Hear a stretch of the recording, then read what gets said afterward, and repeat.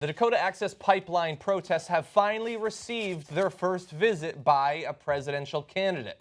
Yes, yesterday, Donald Trump visited. That's ridiculous. No, of course he didn't.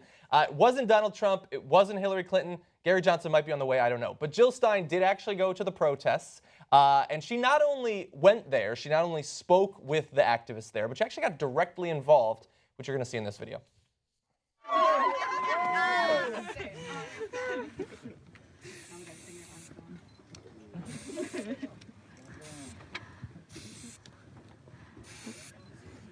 Gonna get fancy. Looks like a snake. Yeah, it looks like the snake.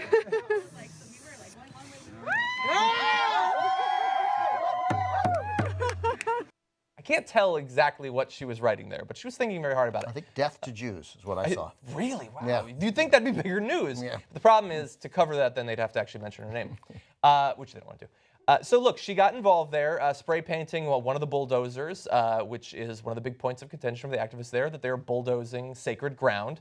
Now, there are going to be some potential legal consequences for not showing up, but for the actual spray painting of the bulldozer. We'll get to those in just a second.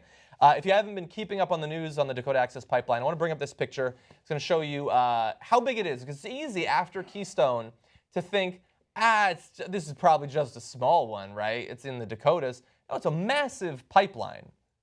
Just massive, stretching over a significant portion of the entire country, obviously putting at risk the lands around where it stretches. We know that oil leaks are probable, and certainly in the area where the protests are going on.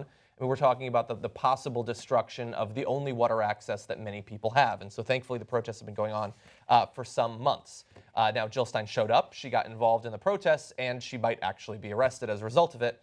Morton County Sheriff Kyle Kirchmeier told reporters at a press conference that his department was working up the information through the state's attorney office to pursue charges against Stein. The most likely charges, he said, were vandalism or trespassing. Well, look, I mean, I would have probably not done the spray painting, because you don't, like, all they want on that side, the energy company and the people who are supporting them, is they want you to do something that's illegal, so that then they can try to redirect the attention to that. And I think that when you do the spray painting, you make it a little bit too easy for them to do that. But certainly I approve of her going there. I wish that the other presidential candidates would. And in fact, there have been references to these sorts of issues by other candidates. Back in February, the Clinton camp posted to its website the candidate's policy platform for Native Americans. In it, Clinton declares that she will continue to stand for tribal sovereignty and in support of tribal resources and sacred sites. That was reported by Simon Moya Smith, an Oglala Lakota Nation citizen. So far, this being a good example of it, hasn't led to a statement by the campaign. And in fact, 2 years ago, President Obama and First Lady Michelle Obama visited the very same reservation where the protests are basically being generated at this point. And yet, President Obama also, by the way, has not made a statement about this ongoing protest and issue. I disagree, John. Honestly, she should do it. I mean, she's going to get the charge of the spray painting part, right? No, maybe I'm nitpicking on the spray painting. She should be there. Oh, no, but actually, no, it's a legitimate point, because people probably do think, I mean, you're going to get some kind of pushback. Like, how dare she? She's against our capitalism and democracy. Worry. She's bringing all that. Yeah, so it'll be saying that. So it's fine to have that thought, because you're worried about that negative attention coming her way. But honestly, at this point, it's any attention, you know? Yeah. And what are the charges, like simple vandalism, something like that? What's she going to do? They're going to lock her up? Yeah, which, by the way, activists will very often get charged with things like vandalism and trespassing. So, I mean, and also, since badge of honor. Since you refuse to talk about Jill, I mean, at least this is a reason. At least we got to recover now, yeah. Yeah, so, yeah. And at least it's something. I don't believe in the whole thing about any press is good press, but at least in this case, she's showing the support that no one else is necessarily from these types of presidents. There's a vacuum there. And then maybe it'll incite other people to at least show up and do something. Yeah, no, if nothing else. It could theoretically, yeah. I mean, depending on how it's covered outside of here, it could conceivably put pressure on Hillary Clinton to do something about it. Maybe the Obama administration to take a stand. But I imagine that they're quiet about it because they don't care. That they just don't think that it's relevant or newsworthy. Relevant or newsworthy, or that the downsides, what they perceive as the downside to taking a stand, outweighs the upside of doing the right thing, assuming that they think stopping it is doing the right thing, of which I Which they might not. They might not, yeah. Yeah, look, yeah, I thought at first you were talking about the media. You're talking about like Clinton and Trump. And, I'm talking about Clinton and Trump, yeah. but Jill Stein being there, depending on how it's covered, could put the pressure. I mean, Trump, Yeah. if Trump would use it just to be like, hey, man, these are jobs.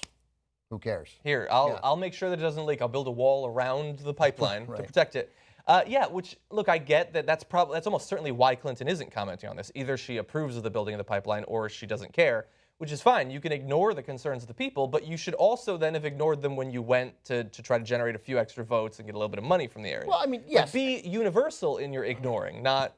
Well, I mean, it's possible to not think that it's trying to stop the construction of a pipeline, that you could think that we need to respect tribal sovereignty and that we need to do more to, you know, the standard difference really between Republicans and Democrats on things like this would be the Republicans would build the pipeline and then it would leak and then they wouldn't care, right? Yeah, right? And the Democrats would build the pipeline despite the protests and would give them something in exchange and would say, and here's $150 million to develop a new school and a new community program or something like that. Democrats would spend money to make a deal.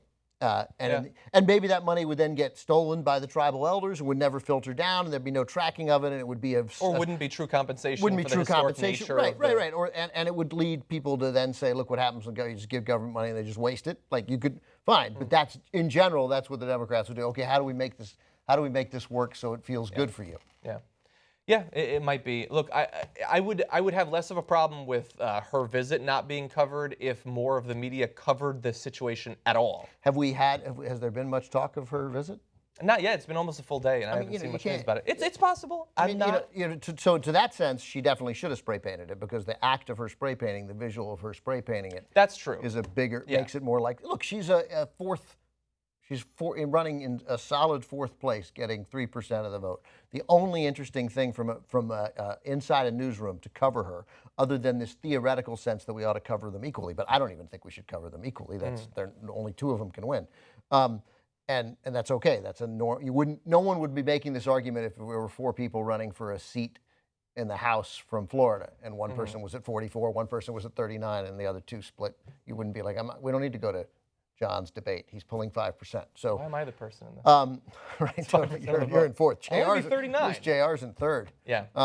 So you know, but spray painting that thing I could see that being like, oh look at Jill Stein. Yeah. Getting arrested, spray That's painting. true, it's possible. And that might start a little something. Yeah. And it would be good. I mean, I'd like to see Hillary pressured just to see how she responds to it. Yeah, and that's one of the roles that third parties are supposed to have in our system, is redirecting our attention to issues that the major parties are ignoring, and this is an issue that is ignored, that is being ignored by both those parties. Why didn't the Lakota tribe just give $15 million to the Clinton Foundation? And then they'd get what they wanted, right? That's how this works. Right? Yeah, and look, you guys have convinced me. I think the spray painting was a good idea. Some people are going to comment like, "Oh, well, what's spray painting compared to the destruction of the?" Nobody's saying. I'm just saying, how do you maximize your message? She went there to send a message. I just want it to be received as clearly as possible.